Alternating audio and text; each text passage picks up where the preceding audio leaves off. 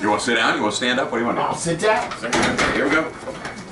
I'm here with Bob Steele, the infamous Bob Steele from. Ruh-roh. Okay, give me it for the YouTube viewers. Tell us where you've worked. Oh my God, it would take half hour. Give us a quick resume. All right. I remember him from Arrow 94.7. 94.7 the Arrow. QSR in Baltimore. Yeah. PGC in DC, and just about every AM station. WBIG in DC. Worked at More 94 in Nassau in the Bahamas. Wow. Worked at SPK in Poughkeepsie, New York. Worked in the city. You know, it's been up and down the Eastern Seaboard for about 45 years. I actually worked at Mutual Radio with Larry King. Wow. Before he was a TV guy. So I was his operations manager there.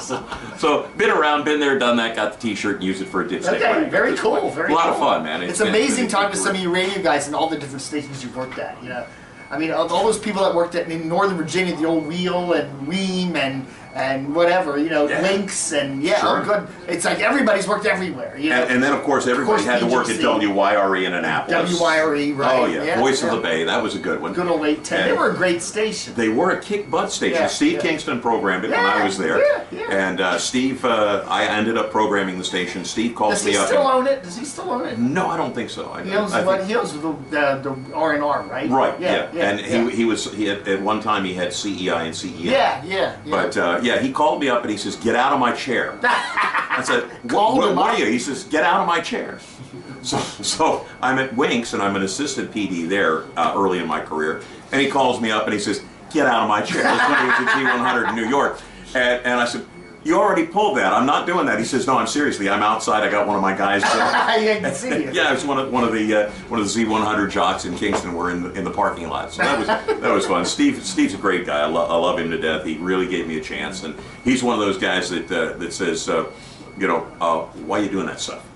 You know, when you're early in your career and you're trying to find that voice, the perfect voice. The perfect voice. He says, and you have a good voice. Well, he says, "Well, I hired you for." Why are you trying to do this, all this other stuff? He says, "I hired you for what you sound like." And I went, "Oh, light bulb goes off." Yeah, duh. All of a sudden, you know, after that many years or months, you finally find that niche that makes you where you need to be. Yeah, you have a good voice for like rock radio. I think classic rock. Done that for a while. Did that for a while. Yeah. But you can do country. You can do anything. Yeah. I've done country. I've done classic. I actually done classical. Oh really? What classical? It was a that was Beethoven. Oh yeah. Oh my God. And if you want it, well, we got the fireman come in. There you go. You look around the corner to the point. Thanks for coming. Do you have the alarm panel? Yes. It's over this way. Right.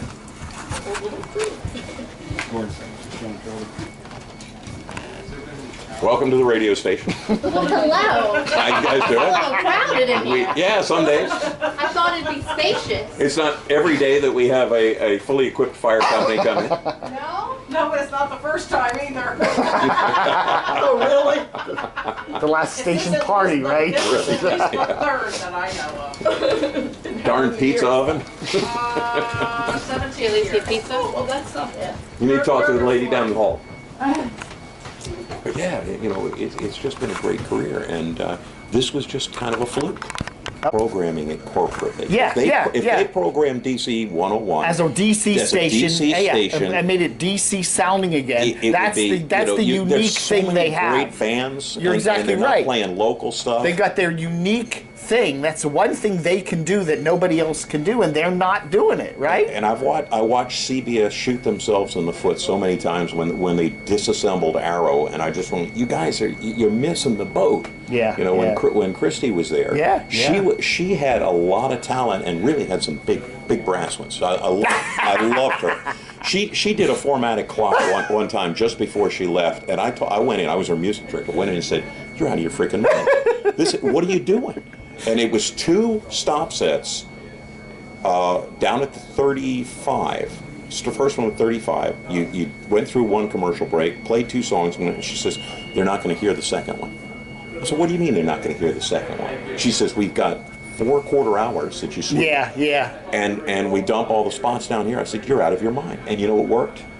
What? And they never heard it. They never heard the second commercial break, and so we essentially ran a full amount of spots, full complement of spots, and people thought we only had one commercial break.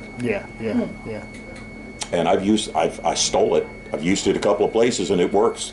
And she was resoundingly thrumped from the corporate front office and all the corporate consultants about that. She was just brilliant. She's down. Last I heard, she was down in Houston. Okay, now, and everything's corporate, and they say you go into these studios and they've got 5, 6 stations in one building, and you don't see anybody. No. It's all on computers and digital files. I went into Clear Channel up on Rockville Pike. A buddy of mine, Dave Adler, works for him. You know Dave. Yeah, I know. And Davey and I go back. I gave him a part-time job at Thunder 107 after he got bumped out. Oh, down of the in station. Warrenton, right? Well, actually, it was in Manassas at the time. Yeah, Sid Abel owned it. Yeah, and that's when it was first hit the rock and country thing. And Dave and I go back a long ways. And he said, "Yeah, come on down, man. I'll show you around." And there's nothing. Nobody's there. It's like this museum almost of what could have been or what used to be, and it's real sad. Wow. It's just crazy stuff. So is that the pharmaceutical you're on, Grow a Set? Huh? Oh, yeah.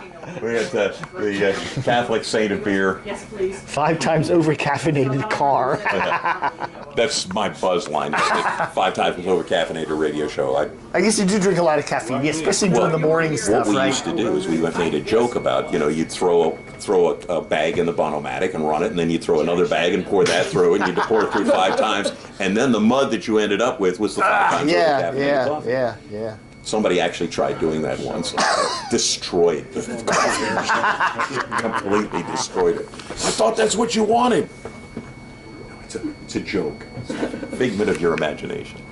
But it's been fun. It's fun. Cool. This is what's so cool about this is it's all local. Yeah. And then you've got the fun, a little bit of the fun still left in radio. Yeah. It's news. It's action. People call up and they're pissed off about this or pissed off about that. Yeah. And you really can touch the listeners.